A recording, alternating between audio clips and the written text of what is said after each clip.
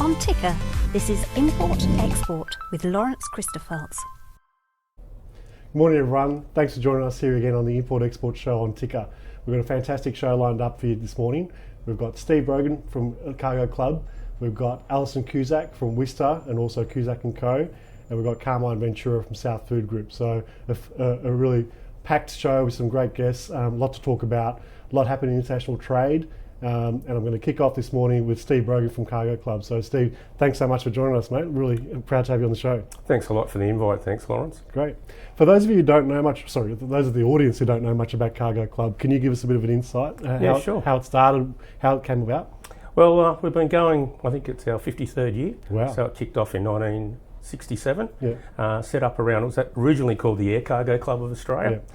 And it was set up at Tullamarine Airport, basically by some workers at the airport that wanted to get together and talk about their day's work. And then it sort of like snowballed from there and then basically turned into more of a group of airlines and then people around the airport with involved cargo handling and stuff like that. Yeah, I know a lot of freight forwarders and brokers are involved, and that air freight piece has now expanded into a lot of other cargo operators, transport and sea freight as well, yeah? Correct, because, well, I sort of got involved with the club probably about 10 years ago, and it had started to die and dwindle basically because it was so air freight dominated, and having said that, there was less and less people coming along, so I thought it'd be a good idea to sort of like open up to everybody within the industry as a whole, and basically we revamped the club about 4 or 5 years ago and turned it into the Cargo Club and invited everybody within the supply chain to come along and get involved. Yeah, one of the things I really love and admire about what you guys have done with the Cargo Club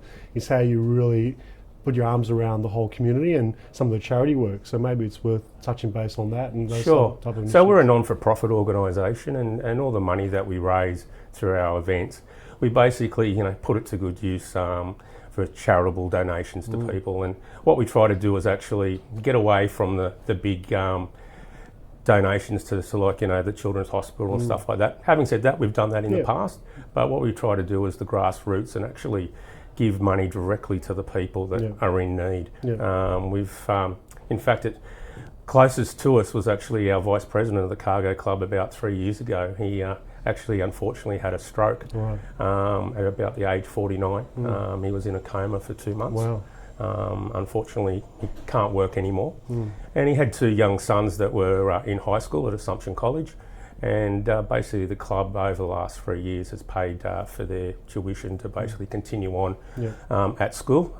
Glad to say we've got the last boy going through this year. Great. Yeah. So over the last 3 years, we've probably donated $30,000 to the Noon family. Great. Yeah. And I think that's so important because, when I first came into freight forwarding, I was, back in those days, a runner that we used to call, I used to go and mark off the bills and had the pager and the brick mobile phone, and, you'd go line up at Aquis and Customs down in Latrobe Street, and you'd all be chatting, but you'd all have industry nights at Bobby McGee's on Mondays. I don't know if you remember those days, but, it was a good family. Everyone knew each other. It was a really close-knit type of industry. And now with technology and, you sort of do everything online, you lose that sort of connectivity. So I think what you're doing with Cargo Club and, really bringing that community back, as in that forwarding sector, air freight, sea freight, even the transport boys, it's really powerful and it's really important, similar to what we try and do with ATLC as well. But, we do a lot with importers, exporters, where you guys are really supporting the whole sector. So, really admire how that works and how the events put on, and how that community, that feel is very present. I've been to the events, as you know, last year, and it's a great vibe about it. Yeah. Yeah. So I know, Steve, you've got some charity. You've got a golf day, I should say, coming up. Yeah, sure. So it's not this Friday; it's the following Friday, and we've had a golf day for many years, even when it was the Air Cargo Club. But again, when we rebranded the Cargo Club, decided we wanted to, actually help a charity out. So we went back to our members and guests that come along and tried to find somebody within the industry that needed it. And there was a gentleman that comes along to our events from Direct Couriers. His daughter suffers from, it's called crise de chat, and it's a chromosome problem, a bit similar to Down syndrome, but they don't get a lot of funding. In fact, I don't think they get any at all. Really? And it's very rare. So basically, he came to us and we said, well, why don't we make the golf day all about Crew de Char? And it's about the support group. So basically, once unfortunately your child's been diagnosed with Crew de Char, then basically they get the information about the support group, and then basically they come around them as a family to help them through obviously some of the needs that they're going to have to go through. So so I think this will be our 4th year that we've done it for Crew de Char. So basically the money that we raise on the day funds the support group for the next 12 months. Fantastic. So can everyone come along to the golf day? How do they get involved? And obviously it's a great cause. Is there a website? What's the best way for people to come along and have some fun with the golf, but also contribute to a fantastic cause like that? Sure. So the best place is to actually come to our website, which is cargoclub.com.au. There'll be information about the golf day. You can click onto a link, and basically you can purchase your tickets there. Again, basically on that website we'll have all of our upcoming days that we've got events on. What we do a golf day, kicks off the year, then we normally do 3 business networking lunches, and we'll have guest presenters come along, normally 3, maybe 4, talking about different things within the supply chain. They're normally held up at the Mantra at Tullamarine. So predominantly our audience is up around Tullamarine with freight forwarders, customs brokers, etc. And then in the middle of the year we have a winter party, which is more of a social event. Even though it's cold outside, we like to let our hair down and warm up. Good excuse to warm up. Unfortunately, sometimes people have a sore head the next day, but it's good fun. And then we have a Christmas style party. It's normally the last week of November before everybody else gets going. So we mix a bit of pleasure with also some business as well. But of course, the whole aim is to raise money for our charitable donations to people. Fantastic. And it is an amazing cause, so I really encourage you to go to cargoclub.com.au. Check out the golf day coming up in Friday week, and that's open to anyone. You don't have to be in the industry. No. There's still places available, but we really need to get you guys, if you're interested, to get onto the website as soon as possible so we can book you in. That's great. And I wanted to touch base as well, Steve, while I got you here, because obviously Cargo Club is one of your hats, but you've been in this industry for many, many years. You've seen a lot of changes. What's your sort of feel on how things are evolving with supply chain, especially air freight? The compliance is an issue. We've got so many things. I know I'm giving you some questions without notice, but things like stuff with the coronavirus now. There's a lot of things going on, which it seems like every week there's something new challenge from a freight perspective. Well, definitely. Look, I've been in the industry over 25 years, and it's never a boring day. There's always something weird and wonderful happening, and always challenges. And as a freight forwarder, that's our job, is to deal with the challenges that are in front of us. And I suppose nobody really wants us as everything was plain sailing. Look, the coronavirus is going to be a real headache for everybody, unfortunately. And it doesn't look like it's going away anytime soon either. No, look, I was only talking about it yesterday, and the impact that it'll have within our industry. There'll be backlogs. Freight rates will go through the roof. I think the only people who'll be happy will be the shipping lines and the airlines. And it'll obviously come down to us at the end user parties, the consumers, that are going to pay a lot more money for their goods. That's right. And I think that it's, as you say, there's always things happening. There's a whole range of other sustainability pushes and environmental pushes, a lot of more compliance factors on forwarders and freight handlers to really make sure that they're doing the right thing by all the border control officers, but also now it's an increasing role that the forwarders play, as well as the other associations like CBFCA and all the others, the boys, that they really have to educate importers and exporters about what they need to be doing. And so keeping up to date with all the legislation and the latest things, it's a challenge in itself. And again, there's lots of costs involved to actually keep on top of those things and all the extra legislation and whatnot. So, everything's going up. It doesn't get any easier. And from a perspective of Cargo Club, obviously those core events throughout the year, where would you like to take Cargo Club over the next couple of years? Is there a sort of vision for that? Look, it's been a battle, and it was when we revamped it as well. We found that the memberships, unfortunately, are people over 40, and we really like to get some younger people into the club. to come along and so the club can continue on. You know, there's lots of other fresh young people out there with probably better ideas than myself, and I'd love for somebody to come along and, you know, working with me and then, you know, take over the presidency. You know, I'm getting a bit old myself, so you know, that's what it's all about, is to get some young talent involved and whatnot. After this, I'm actually going over to with the CBFCA with your good mate Zoran. And this year we've implemented a scholarship for a young member of the CBFCA that to get involved in the industry. So the Cargo Club was basically paying for his course. So which is a freight forwarding course. So we'll probably be doing more of that. We like to give back to the industry, not just like on charity, but also it's been a great ride for me, and I think most of the people that are in the industry, and to be able to give something back to the next generation or generation before them, it'd be great. Yeah, I think that's really valuable because, you know, bringing those younger generations of forwarders and freight specialists through, you know, it's all happening behind the scenes. So consumers don't really see how this stuff comes in and out of the country, or, you know, all the intricate skills that you need to do it. And as we talked about before, it's getting increasingly more professional.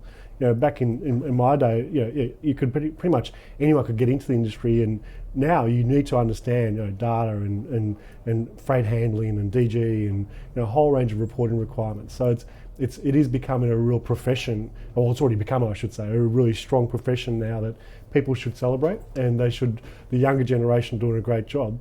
But equally, you know, a lot of forwarders, especially because of cost pressures, have actually outsourced a lot of things like offshore as well, which has got pros and cons with it. One of the cons is that you lose that sort of, you know, that skills training coming through the sector.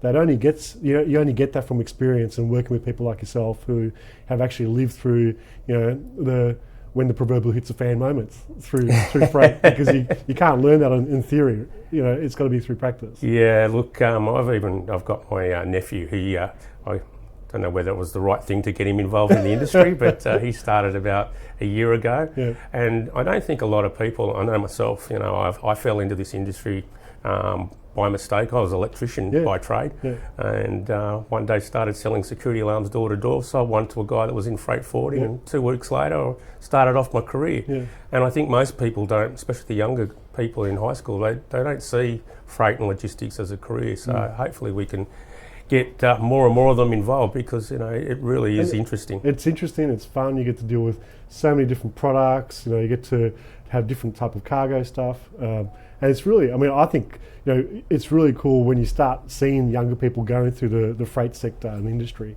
where, you know, they'll walk through a shopping centre and say, oh yeah, look, I manage the, you know, the clearance for that or the freight for that. And I do that all the time. And, you know, it's something that, again, it's sort of out of sight, out of mind when it comes to forwarding, and it is a real. It's a joy to see when those younger people think, okay, well, now I get how this stuff actually gets on the shelves. No, it's true. I've got a customer from China. They manufacture baby food packaging. And I must say, when I go down through the aisle and I see that, I've got a big smile on my face. Because people are proud of, you know, being involved with that supply chain, and, you know, it's a really important thing that you know, we as an industry really encourage more people to take the vocation up.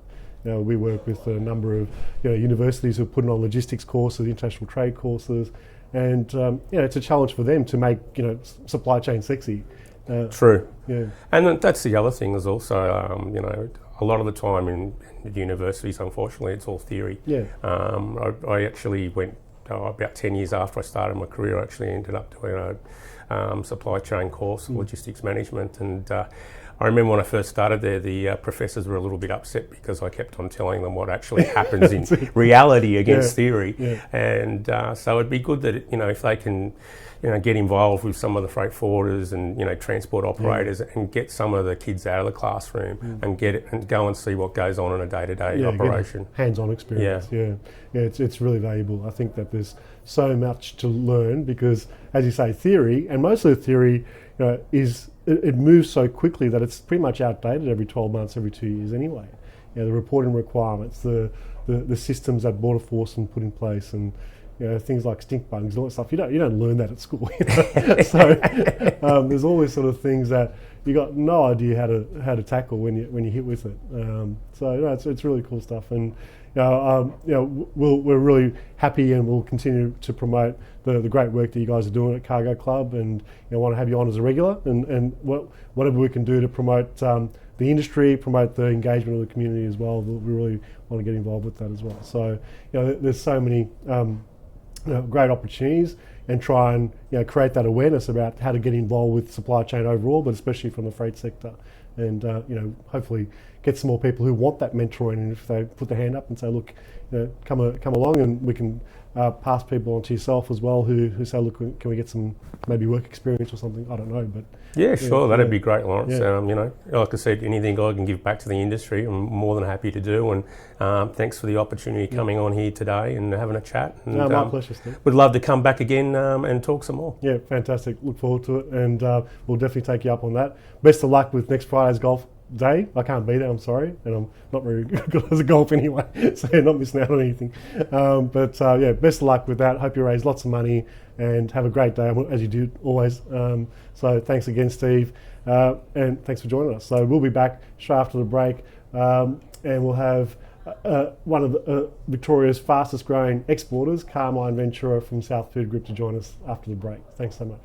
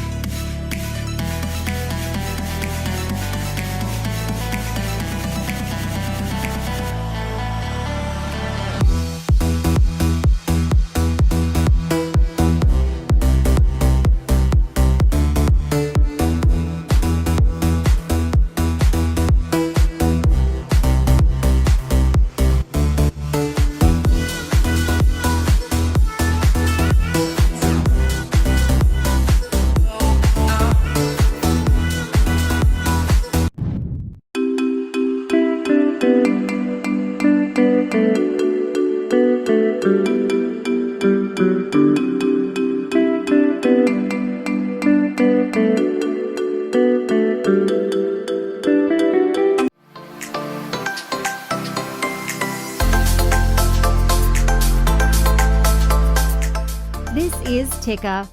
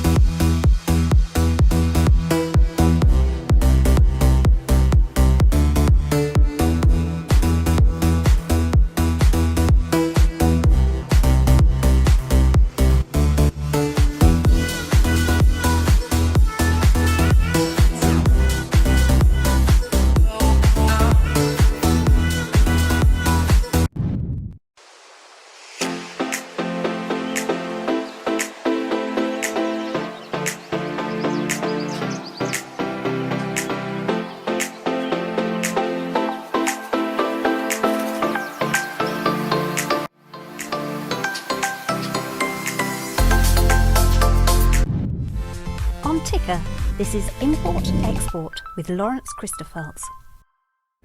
Great, thanks for staying with us. We're now joined by a fantastic Melbourne exporter, and I met Carmine many years ago when he was just starting the export journey, so haven't caught up for a while, but bumped into him at one of our events last week and realised how much you've grown, especially from export. So welcome to Carmine Ventura from South Food Group. Thanks for having me, Lawrence. Thank you. Thanks for coming along. It's the whole point of the Import Export Show is to highlight and support importers, exporters around Australia. Obviously, with the professionals like we've had with Steve, and we've got Alison coming up as well. But it's really important to have the actual case studies such as yourselves and success stories such as yourself to really just talk about how you found the journey, what are the challenges, what tips and advice you'd give to other exporters. But before we kick on to that, tell me a bit about South Food Group for the audience.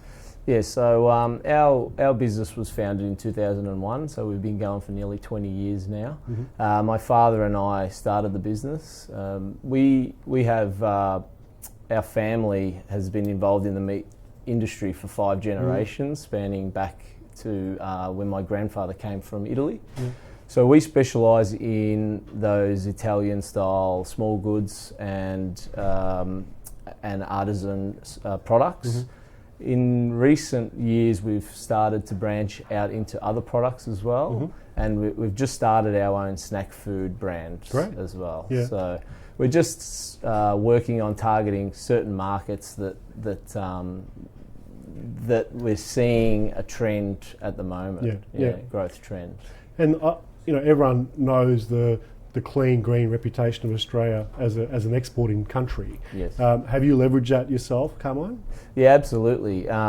We've seen a lot of growth come from our exports because of that. Mm. Also, our proximity to the island, Pacific Islands, and Asia, where we predominantly export. Yep.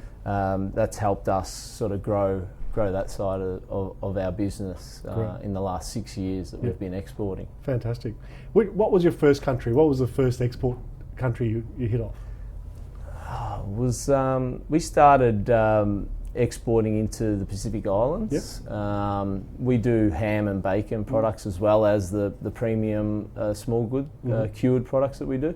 So those island nations that have a lot of holiday tourism, hotels. I was going to ask if it goes to food service to hotel chains. Yeah, a lot of food service into the chain, hotel chains, and that's how we sort of started. And then once we got our Tier 2 accreditations into Singapore and Hong Kong and places like that, then we were able to do our premium Casalingo branded products, air freight chilled into those markets, and they've become our major export markets. Mm-hmm.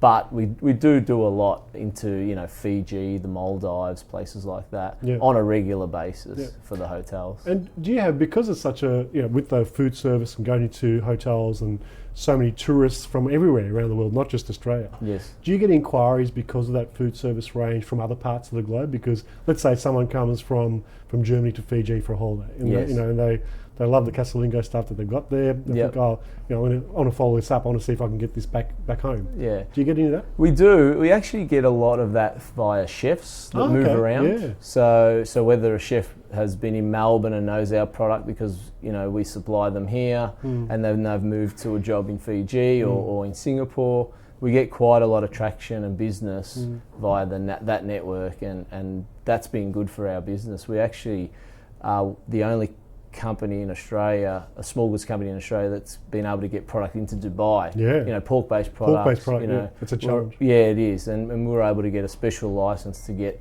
our products into that market for the hotel industry, and I think that came from a recommendation from a few chefs asking distributors to source our products. Yeah, so. Fantastic. Yeah. You mentioned air freight, and as you know, we had Steve from Cargo Club just before. Yeah. How much do you know about freight before you started exporting? I knew nothing about freight, and I've learnt a bit, but I still probably wouldn't say that I know a lot about it. Yeah. But look, we work with some really good freight forwarders on the air freight side of things, and they help us out a lot. Yeah. So with our products, a lot of the time we're piggybacked. we're piggybacking our products on with the beef and lamb that's going out of the country, because obviously that's the majority of the shipment, of the perishable shipment.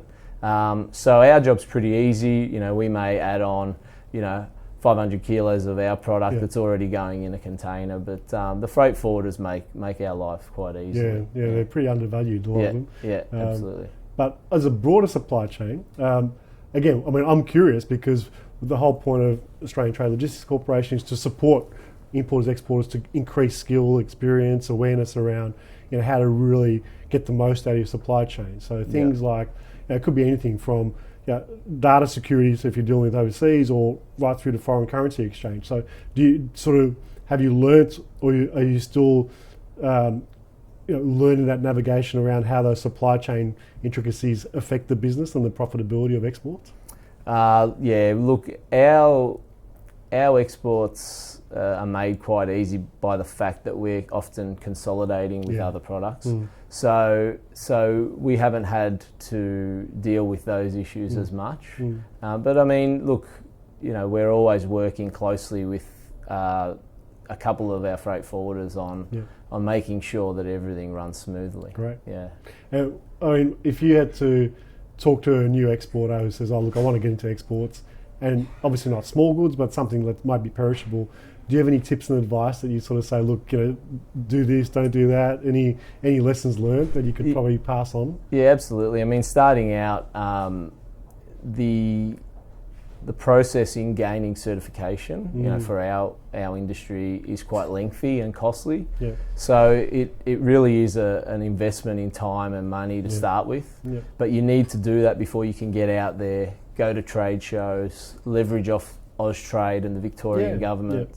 And you really just need to be in market, understand the market needs and wants, what products, and then come back and really utilise things like the export market development grants just to get started. And that really helped us, get started without having to invest, heaps of money as a small business. That was really an effective way of getting going. And now we've built those relationships with our customers in those markets, and we're able to sort of, fend for ourselves, if you like. Yeah. So I think that persistence and the research that you're talking about, and the great support that the agencies do give. In here we've got Global Victoria, we've got Austrade federally, and they do a lot of stuff for exporters on those trade shows and things like that. Absolutely, I can't speak highly enough. Without that assistance, I don't think we would have been able to get going with our exporting. So, what I want to ask you there, Carmine, is how has the business evolved? I mean, from 2001, we're in 2020 now. Over that journey, where would exports as a percentage of sales sit right now? Well, we started in 2001, but we didn't start exporting until 2014. So we've been going for about 6 years, and the growth has been quite rapid. Yep. And, obviously, the first couple of years, as I mentioned, it's a bit of an investment, a slow burn. But once we got going, it's risen to about 30% of our total revenue today. Yeah. So it's a really big part, important part of our business. And we're really happy with that sort of level. Yep. We are trying to increase our reach. We're in probably 15 plus countries now. Yep. And you just slowly start to pick off new markets, and obviously, as you know, the regulations around where you can go and how you can do it, differ from country to country. So we're always just working through that. Yeah. What countries do you have on the radar, and how do you decide that? Is that something that you as the owner sort of think, okay, well, I want to go after this market, or do you sort of get more, specific research about where the product would sit best? Yeah, a bit of both. I look at, where I think our product would suit, which markets. We targeted Vietnam last year. Yep. We're just about to do our first shipment into there this month. Now we've had requests from Malaysia, so we're working through that from a compliance point of view. Obviously, some restrictions there on pork products as well. So we're working through that. So a little bit of both, but yeah, so far it's worked really well. Great. Thanks so much, Carmine. We're going to go to a break, but if you can, I'd love you to stay with us and join Alison, who's coming up next on the show, because I think it'll be a great discussion to have you here as well as part of some of her experience as well. She's got a high range of experience around trade as well. So you're welcome to stay on the panel, and hopefully you'll join us after the break. Thanks, Lawrence. That's right. Thanks. We're back straight after the break with Alison Cusack from WISTA and Cusack Co. This is Ticker.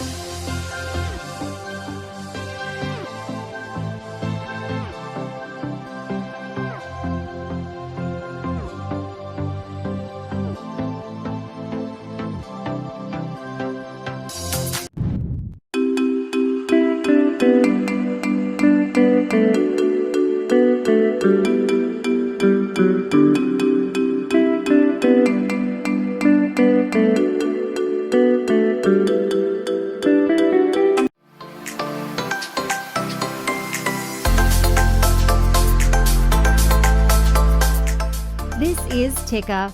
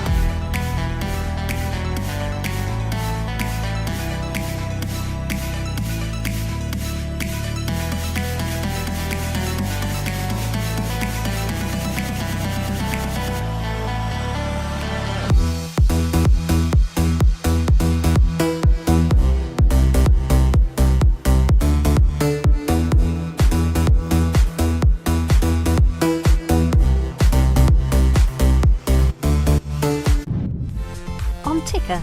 This is Import Export with Lawrence Christopherts. Hi everyone, welcome back. I'm now joined by Alison Cusack. Many of you in the industry probably know Alison already. She's a pretty of a powerhouse across the legal sector and international trade, and really privileged to have her on the show. So thanks for joining us, Alison. Thank you for the invite. No Lawrence. worries. So I know you're wearing two hats today, so I'm going to start with one. So WISTA.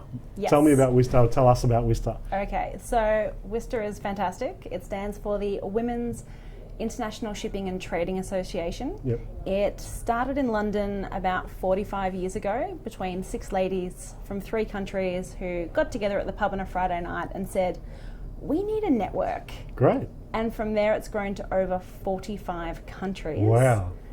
So we have the WISTA Australia Association here. Yep. I'm the national president, which is a big privilege.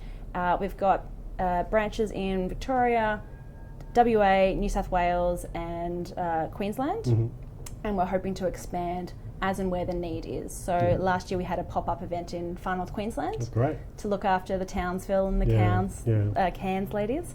So the exciting thing about WISTA is about the network that it provides, and it's not just the domestic network here in the CBD or interstate, it's the international network. Yeah. So for instance, just last week we had the WISTA Singapore president come down for I the saw that on your feed, So she was down for the Australian Open and said, can we is there any events going on? I was like, Magdalene, I will make you an event. Great. Don't you worry. So we all went out to dinner. But the exciting thing, and I can think it's on the screen for the viewers now, is the relationship between WISTA internationally and the IMO. So the International Maritime Marine Organisation. WISTA, just under 2 years ago, was granted consultative status. So each country gets appointed. So AMSA is Australia's representative at the IMO. But WISTA's been granted consultative status, which means it gets basically a seat at the table and a voice. Yeah. And just the other week, the IMO signed a memorandum of understanding with WISTA to increase collaboration. Fantastic. So the IMO is pledging to come to more events, have more women speakers, and just really, I suppose, back up last year's theme, which was empowering women in the maritime community. Yeah. So it really gives us such a boost to have that level of support at that international, on a global level, and to see that issue is taken seriously and it's not lip service to the problem. It's actually what meaningful steps can we take? I think it's so important. I think we had Steve on the show earlier about Cargo Club and how important it is to get younger people through the industry and sector, but especially in supply chain. It's a challenge to make sure that we're getting young women into the supply chain and really celebrating the ones who are already here, and there's such a great role they're doing. Absolutely, and what I say to people is there's 2 challenges. First challenge is getting women into the industry, and the second challenge is keeping women in the industry. So I know certain organisations like Port of Brisbane and Patrick's do targeted campaigns to get female cadets in, and I'm trying to, with WISTA, partner with them to say, you get them in, and we'll keep them in. Yeah, fantastic. And one way we're doing that, I'm super proud, is that we have launched a national online mentoring program this year. Great. So we've got 22 pairs that are going through the program right now, which is incredibly exciting. Mentoring is the key, especially partnering them with people who've got the experience in the industry, giving them that extra sounding board, the extra coaching, if you like. Yeah, and it's people that are outside your organisation where you can be vulnerable and say, I think I should know this, but I don't. And am I stupid, or am I silly, or am I overthinking it? Am I alone? And what I found incredible was the amount of men who approached us and said, can we be mentors? And we said, of course. We need everyone in the conversation. It's really important that males in the sector put their hand up and say, look, we want to support the women coming through. 100%. It's really critical. And you see that across all sectors now, whether it's sport or industry itself. It is really powerful for that inclusivity or inclusion to come through. Well, it comes from the top. And unfortunately, we still see a lot of male-dominated boards and C-suites who are making the decisions, who are deciding whether or not to sponsor WISTA, who are deciding whether or not to support events, who are deciding whether or not to promote it internally, and who are deciding whether or not to allow these females to leave work to attend professional development events. And I still hear stories of ladies saying, all right, I'm going to take annual leave to come to this event. Oh, it breaks my heart, Lawrence, because it's a professional development event, and they go, it's just easier. I don't want the hassle. They're not going to say yes. And I know, and that's why the more we, with the IMO, I can say, the IMO backs us. So. You might want to think about this in your business.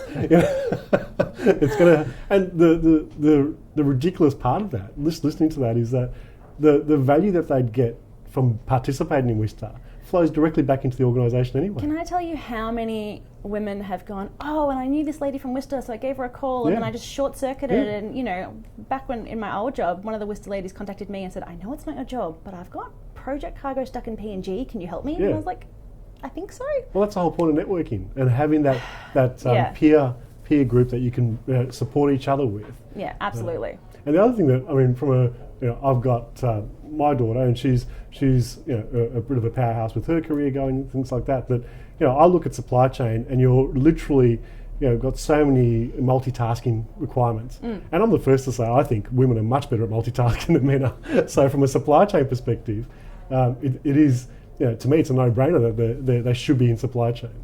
I think, we've talked about this. I love shipping. I love maritime. I'm the biggest nerd for it. And I just, I want everyone to have the choice. Whether they want just a job, whether they want a career, let us have the choice to pursue that. Simple as that. I think, look, things are changing, and a lot of credit to yourself and the WISTA team here in Australia and globally. I think there's, all of us in the industry, all of us who are, not closed-minded from what you just, we all want to see that that balance to be corrected, and we all want to support that development and growth with women in the sector. So it's really important for us here in Australia to do our bit, and making sure that whatever we can do to promote WISTA, promote that inclusiveness, and really encourage employers, if they're not letting them go to the events, they should be pushing them to the events. Well, and speaking of events, a bit of an exclusive. Yeah, our first exclusive on the Import-Export Show. Exciting. WISTA Australia overnight got the green light to host the Asia Pacific Conference here in Melbourne, April 1st to 3rd. So it's going to be at the Convention Centre. It's going to be very exciting. We have some big things happening. So employers, please let all of your staff, men and women, men are always welcome, April 1st to 3rd at the Convention Centre. More details to be announced soon. I was going to say, how do we get more details? How can industry, how do we get involved with that? So supporting, very easy. Money generally is how we get support by becoming an annual sponsor, and I think that was flashed up on the screen earlier. Our 2020 sponsors, which are fantastic, most of whom have come back on board. Great. The other thing is sponsoring events, paying for your staff to come become members, letting them go to events, paying for their events. If you want to work up something magical and fancy, get in touch with me. You can find me on LinkedIn. People know where to find me, I think. Right. No, definitely catch up with Alison, and we're going to wrap up to a break, but I haven't finished with you yet because I want to talk about your other hat, which is Cusack Co. Lot to talk about there, and how important that is as well for shippers, and that's why it's great to have Carmine still with us. And we'll come back after the break and talk more about Cusack Co, and then I want to have a few more questions for Carmine as well. So thanks so much for talking about WISTA. Get in touch with Alison, support the cause, get involved with the conference, the 1st to 3rd of April here in Melbourne. So reach out to Alison, she'll give you all the details. So join us straight after the break, and we'll continue our discussion with your next hat.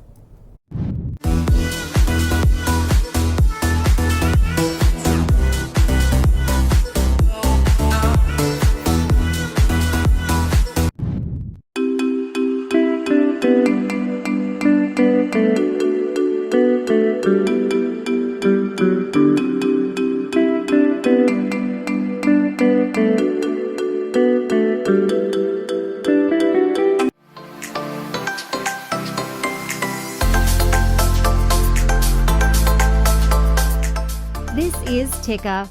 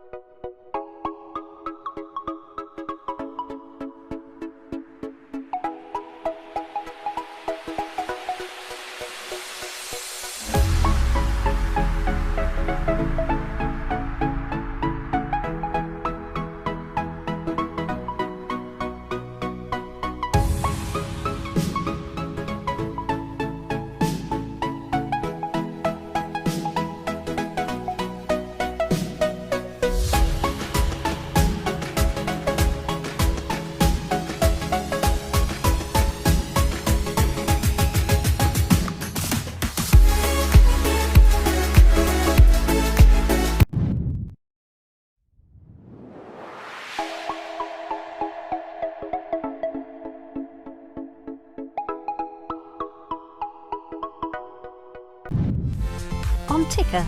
This is Import Export with Lawrence Christophels. Great, welcome back again.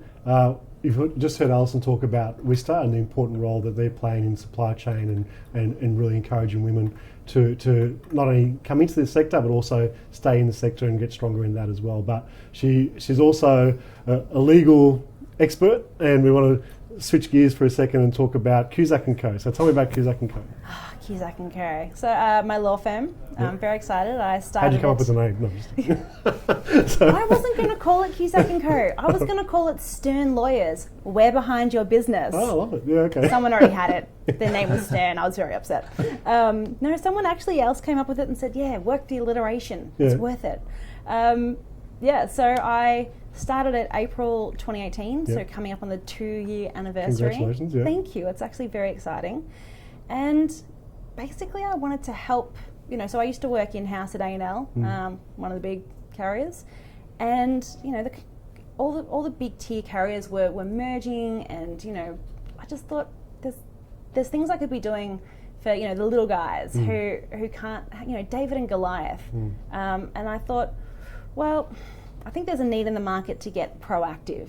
How do we help them set up their legal framework so that they're not so buffeted by problems, whether it's coronavirus or what is it, whatever they're calling it now, whether it's stink bugs, whether it's when you're importing into certain countries and all of a sudden they go, right, we're banning imports and the goods are on the water. What do you do, right?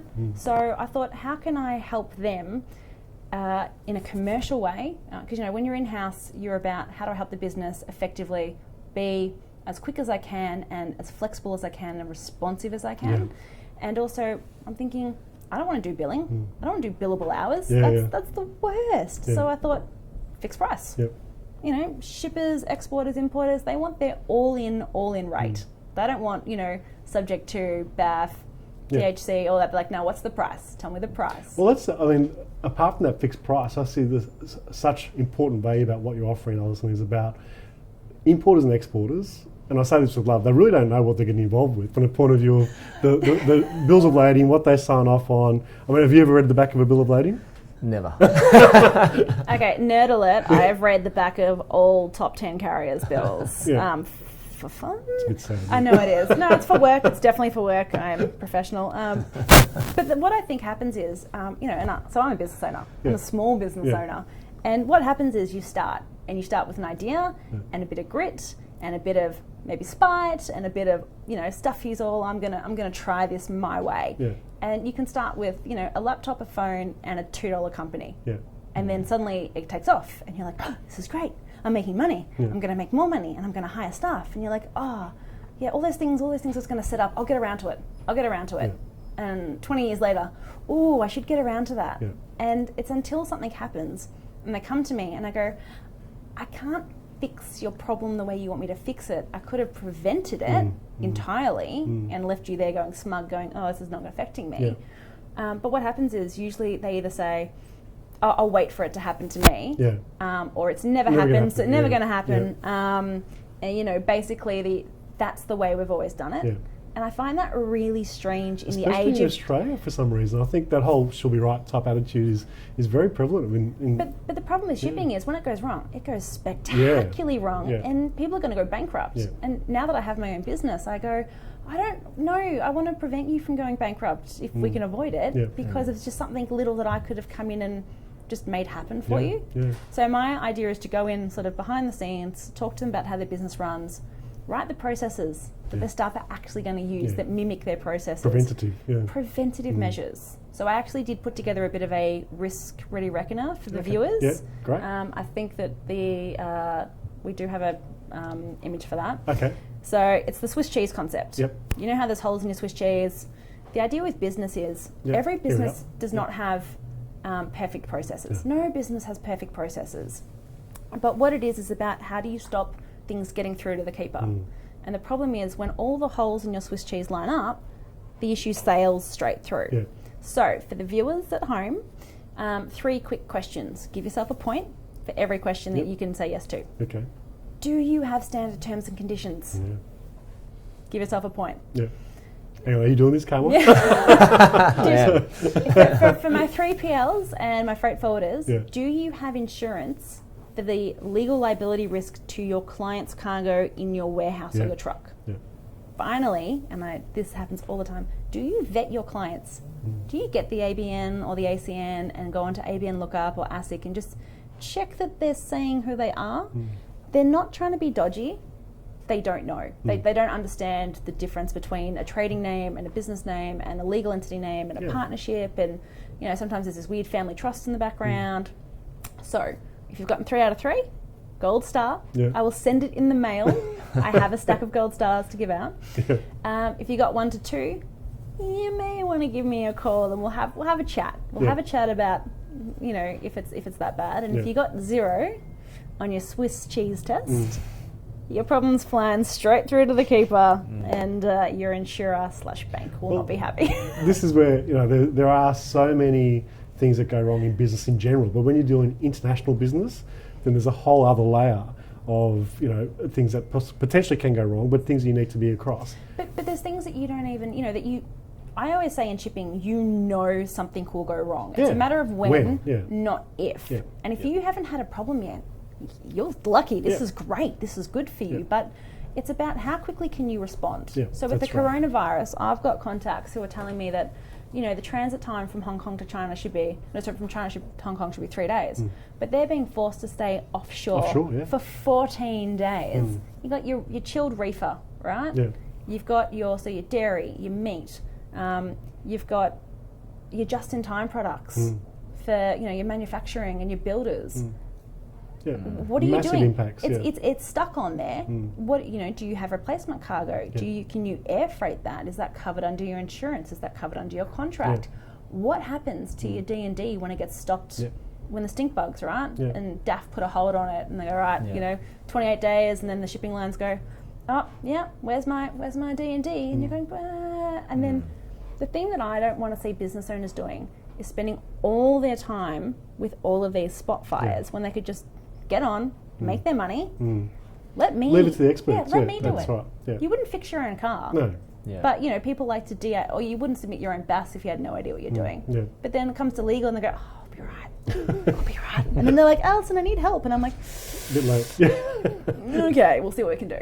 But no, I think it's a really important message, and one of the things that we wanted to highlight on the show.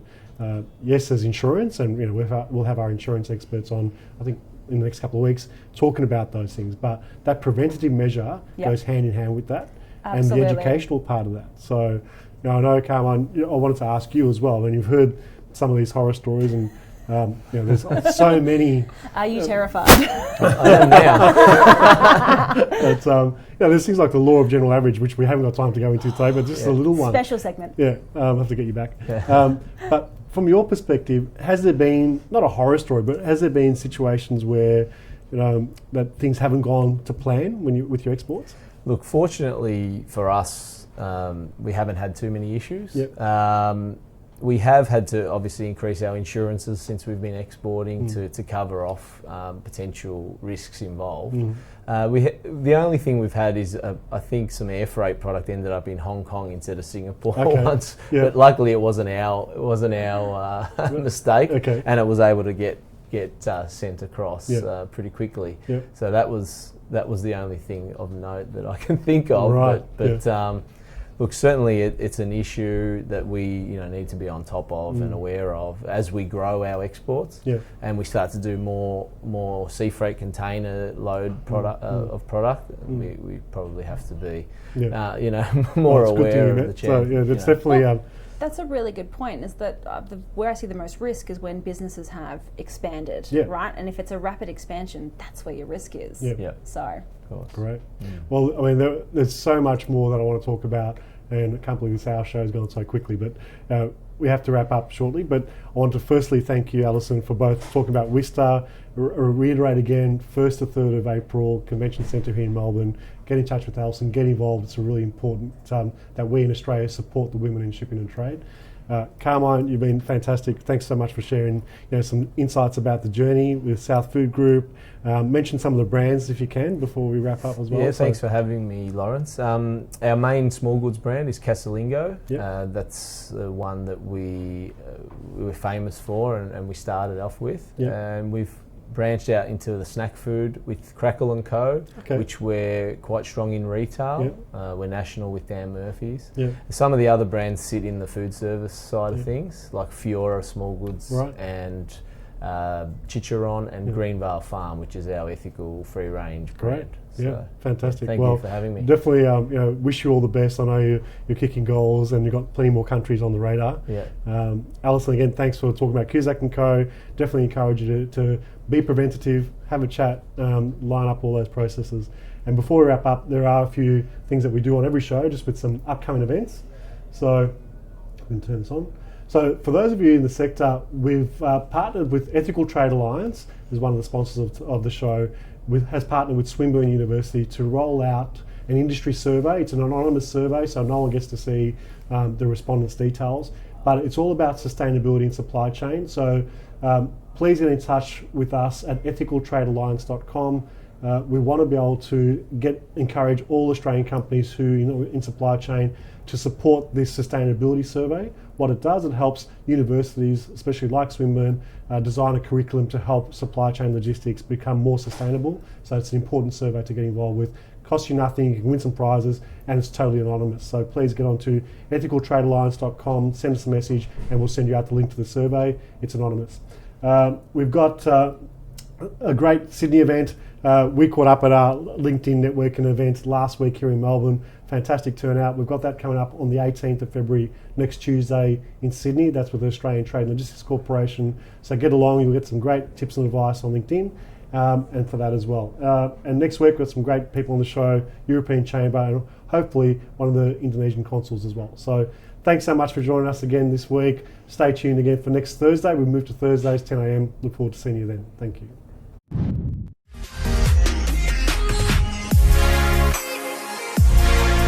This is Ticker, your new source for news.